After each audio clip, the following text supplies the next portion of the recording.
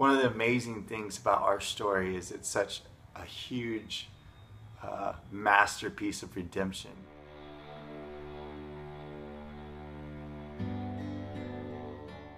Both of us come from histories of broken relationships, and we come from hopelessness and wondering if it's too late for us, or if love's even possible. If my life could really change. We want to tell you about the most glorious love story in the history of mankind. All this earth, could all that is lost. Yes. The land of dating. Scary. There's big waves in dating world. Big waves. My story, I kind of left off with coming to school, and it was exactly there that I met Jared. You make beautiful things. I'm walking through Hebrews Coffee, and I hear this laughing, hysterical laughing, and that's kind of like a calling card for me, because I enjoy laughing. I enjoy the presence of God and His joy so much, and when I hear laughing, I want to be a part of it. So I followed the voice, or I followed the laughing, and I found these two girls in this corner, sitting on the ground, laughing hysterically to tears, and I just sat next to them and started laughing with them, and just experiencing the goodness of God. And that woman that I sat down next to was Christa, and we looked at each other and we laughed, and we never even talked. I never got her name. I didn't know who she was. I was so elated in just the presence of God that I didn't really notice much, but I did notice Him. I had been in plenty of relationships up until that time, and I just wanted to be with God. I just really wanted more of Him. When I got wrecked, I told God that I knew that I wasn't in a healthy place to be in a relationship and to be able to be a husband or even a boyfriend that could offer what an amazing woman needed and deserved. So I told God that I was going to make the commitment to take a year and not date, and just pursue Him and build a healthy foundation, my identity and who I was. And that year turned into 4 years. It's like, and then the next day I was like, oh.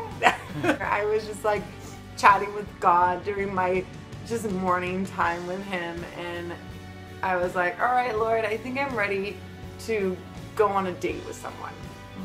Like, I think I'm ready to go on a date with someone. And He was like, I think you're ready to go on a date with someone too. And I was like, okay, well, I'm just ready for you to set it up. And He was like, well, who do you want to go on a date with? And I was like, I love that I'm telling you guys about my personal conversations with God. It's really fun, but just try it. Just talk to Him, and He talks back, and it's amazing.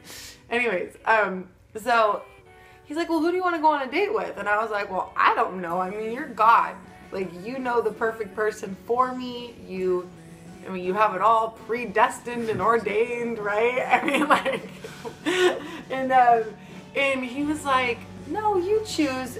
There's this one guy that stood out in particular to me, and This guy. and I went to school that day and gave him a hug, told him he looked amazing and handsome, and he asked me out for coffee. As far as lists go, ladies, I know you all have them. I'm just like, at the top of my list was that the man I would marry would just be so much more in love with Jesus than he was with me, and that he was going to be head over heels for me. After we went out for coffee, I remember getting into my car and just like being like, okay, God, He's amazing. And that was it. Like, that was the end of the conversation. It wasn't like, I'm gonna marry him, you know. It wasn't like now I've planned my future and my 5 kids and, you know, all of this stuff. No. 5 kids? Metaphorically We need to talk about this. We haven't had the 5 children conversation yet. But I remember him saying, like, we need to figure out a time so that we can go hiking. And I figured that was probably his attempt at asking me out for a second date.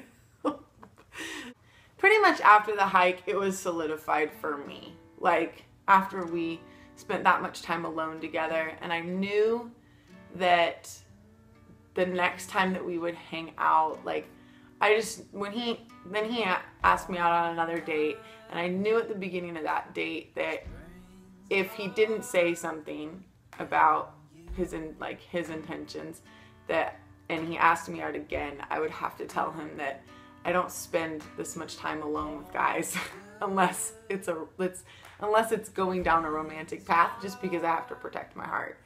God spoke to me, and he said that his smile was on pursuing her, and that I was ready and that she was ready, so I didn't waste any time. And then decided to tell me that he likes me. And, well, actually, he didn't say I want to date you. He said, I like you, and I don't normally do this with girls. And I was like, I don't normally do this with guys. And I said, I like you too. And then he just kind of left, you know. One of our first dates early on, we met at the baseball field and just ended up being up all night. Like, I think he got there at like 10 at night, and like we didn't leave until 6 in the morning. And this is before kissing, you know, this is before any of that, like not even hand holding. Like, we had like just told each other that we had feelings for each other. And we just got to know each other and prayed and worshiped, and it was the most like amazing time. And it was so cool for me to just like be with someone who wanted to pursue God with me and didn't just want to pursue me. It really was beautiful and perfect. We just had so many experiences of encountering God together and really getting to know each other.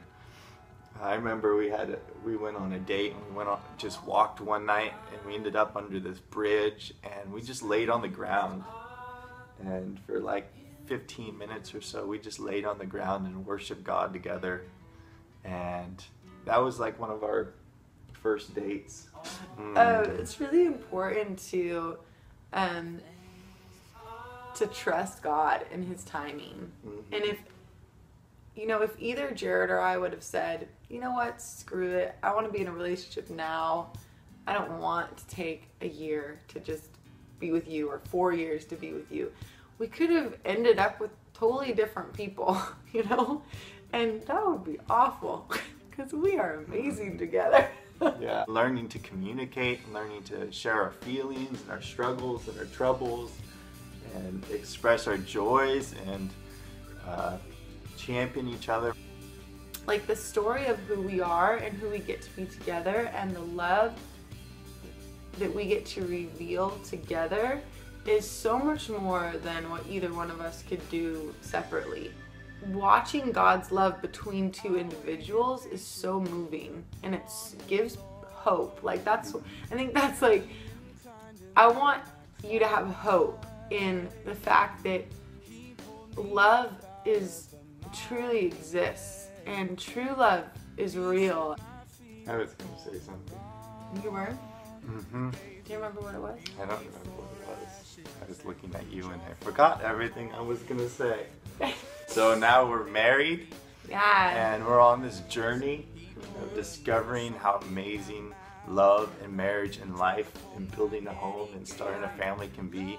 And this is where you meet us. Yeah. And we want to invite you to follow us and to be a part of our story and our journey, and allow us to be part of yours. Yeah.